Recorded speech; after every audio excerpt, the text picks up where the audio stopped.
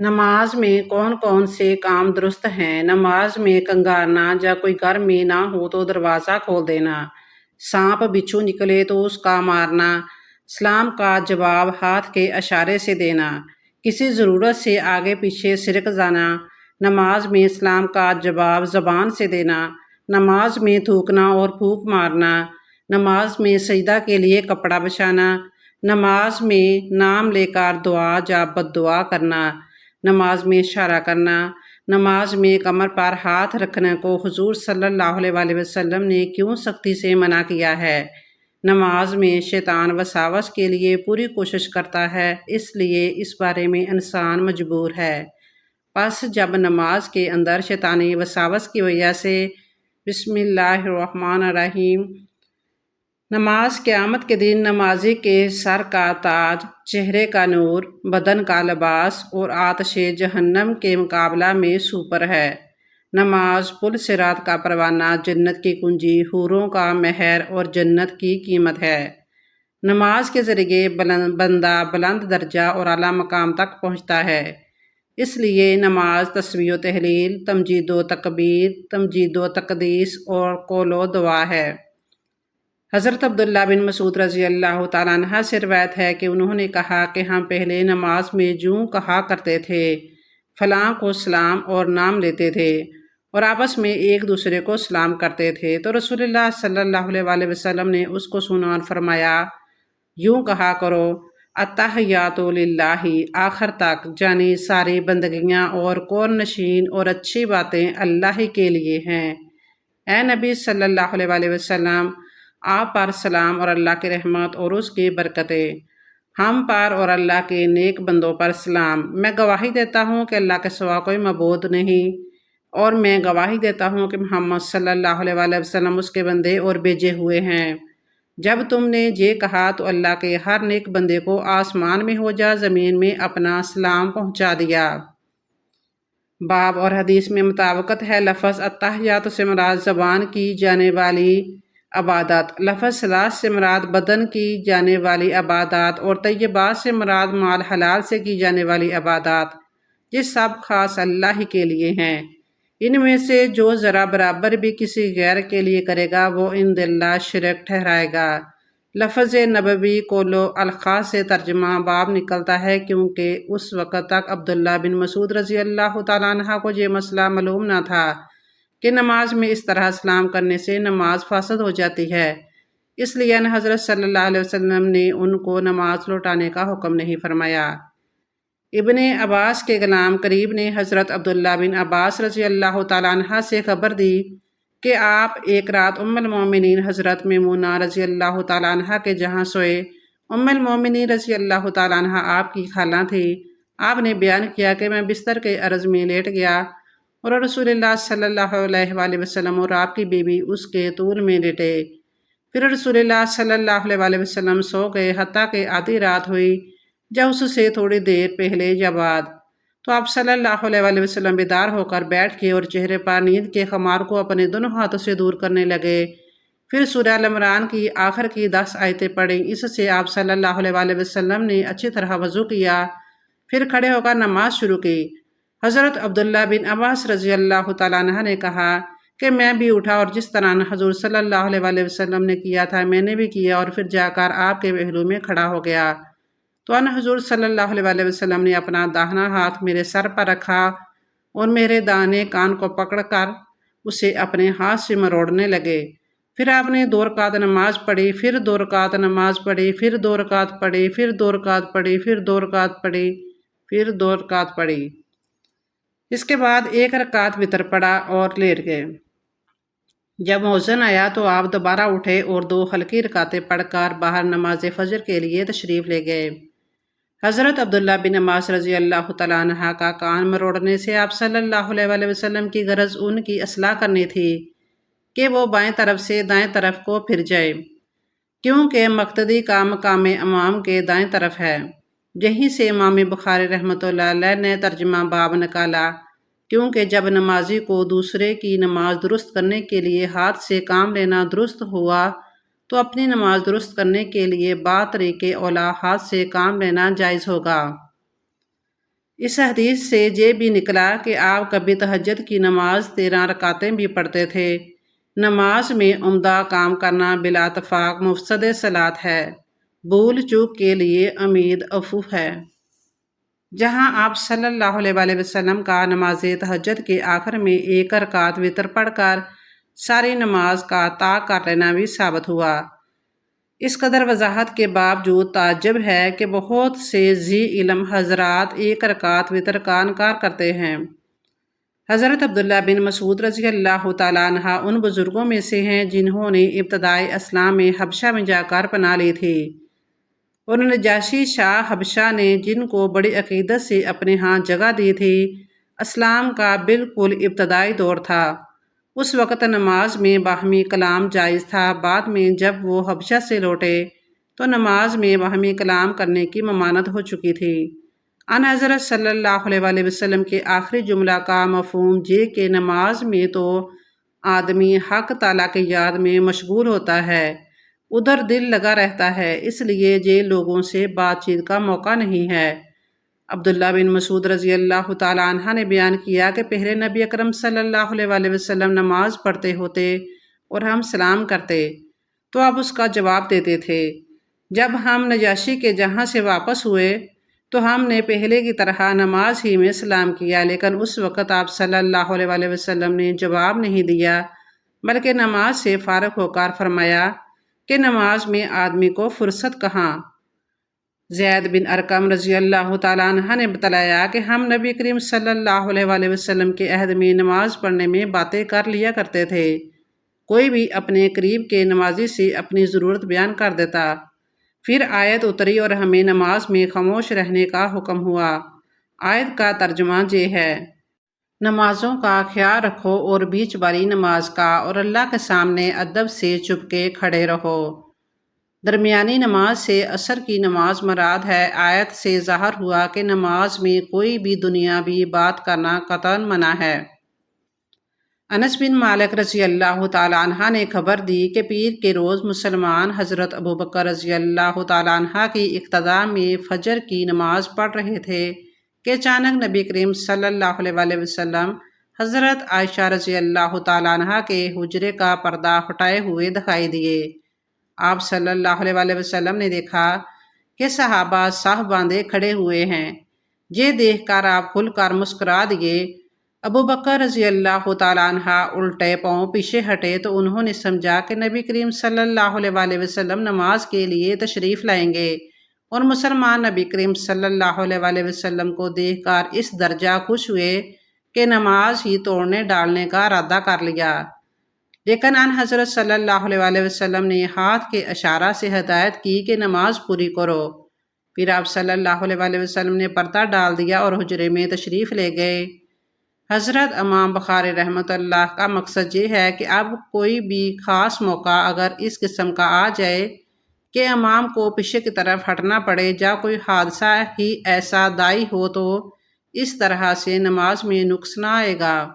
ماں کی اطاعت فرض ہے اور باپ سے زیادہ ماں کا حق ہے۔ اس مسئلہ میں اختلاف ہے۔ بعضوں نے کہا جواب نہ دے، اگر دے تو نماز فاسد ہو جائے گی۔ بعضوں نے کہا جواب دے اور نماز فاسد نہ ہوگی۔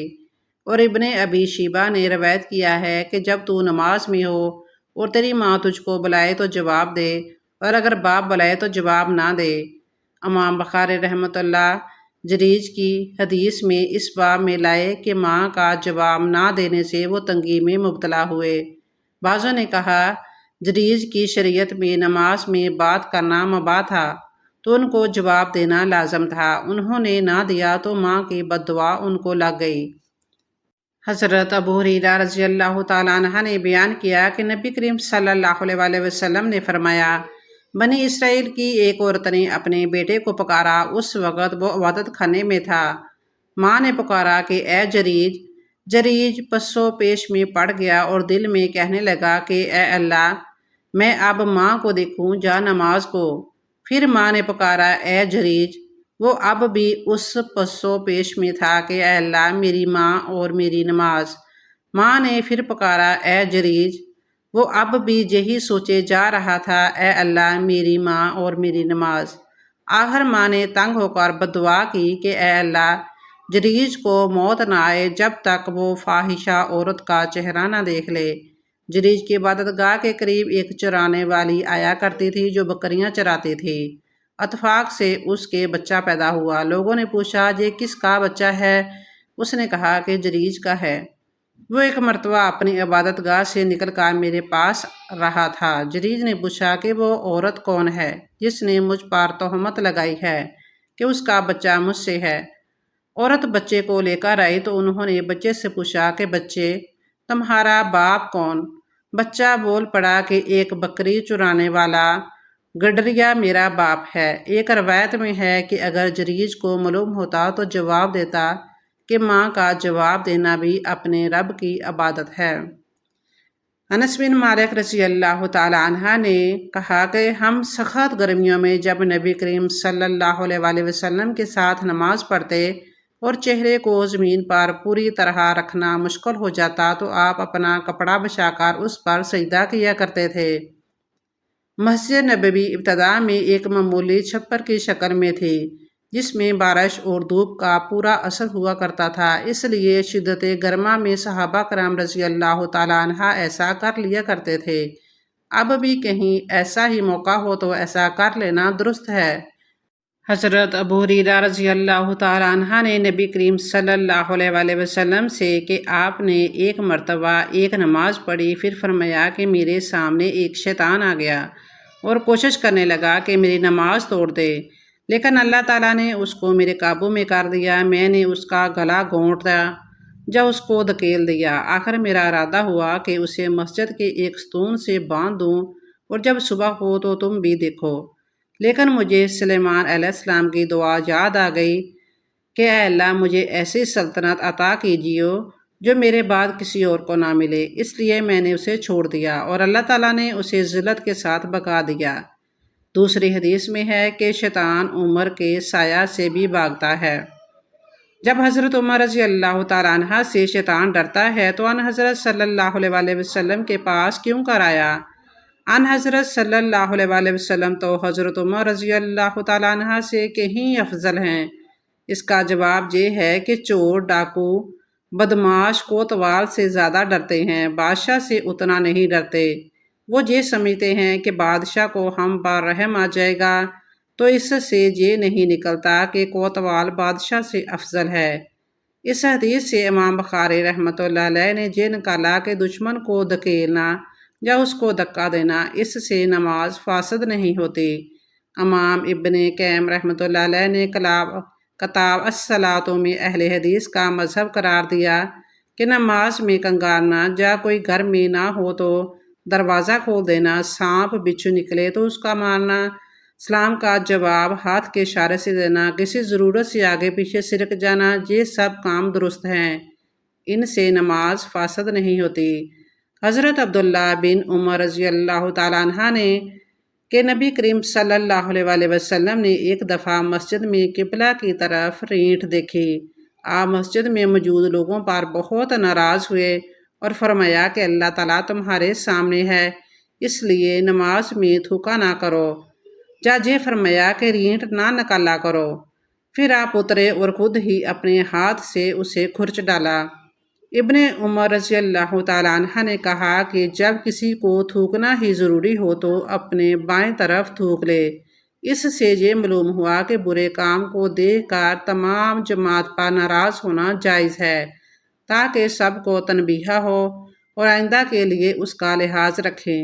نماز میں قبلہ کی طرف تھوکنے سے منع فرمایا، نہ کہ مطلق تھوک ڈالنے سے، بلکہ اپنے پاؤں کے نیچے تھوکنے کی اجازت فرمائی، جیسا کہ اگلی حدیث میں مذکور ہے۔ جب تھوک مسجد میں پختہ فرش ہونے کی وجہ سے دفن نہ ہو سکے تو رومال میں تھوکنا چاہیے۔ پھونک مارنا بھی کسی شدید ضرورت کے تحت جائز ہے، بلا ضرورت پھونک مارنا نماز میں خشوع کے خلاف ہے۔ انس بن مالک رضی اللہ تعالیٰ عنہ سے روایت کرتے تھے کہ نبی کریم صلی اللہ علیہ وآلہ وسلم نے فرمایا کہ جب تم میں سے کوئی نماز میں ہو تو وہ اپنے رب سے سرگوشی کرتا ہے، اس لیے اس کو سامنے نہ تھوکنا چاہیے اور نہ دائیں طرف، البتہ بائیں طرف اپنے قدم کے نیچے تھوک لے۔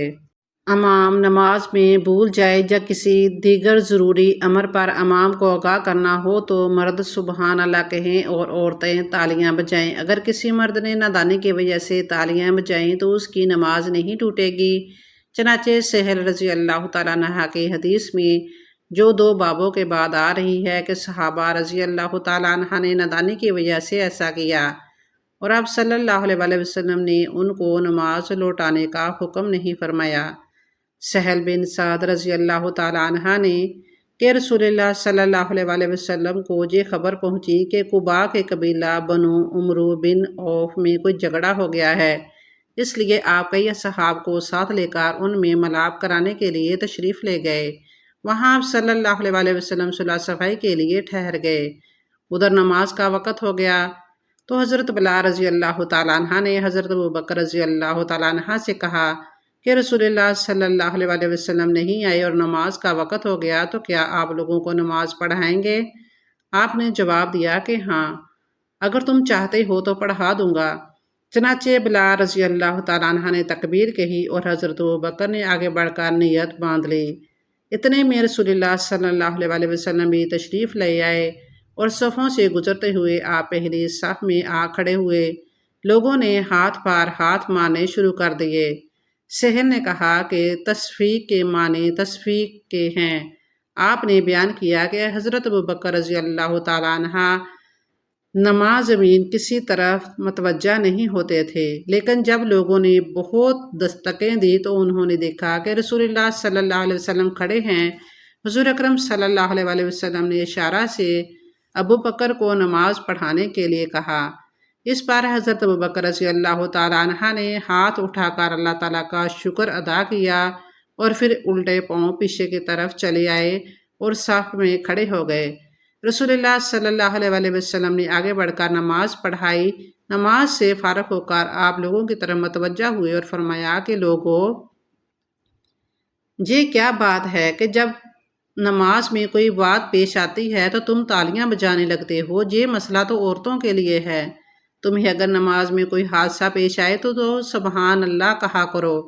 اس کے بعد ابوبکر رضی اللہ تعالیٰ عنہ کی طرف متوجہ ہوئے اور فرمایا کہ ابوبکر، میرے کہنے کے باوجود تم نے نماز کیوں نہیں پڑھائی؟ حضرت ابوبکر رضی اللہ تعالیٰ عنہ نے کہا کہ ابو قحافہ کے بیٹے کو زیب نہیں دیتا کہ رسول اللہ صلی اللہ علیہ وسلم کی موجودگی میں نماز پڑھائے۔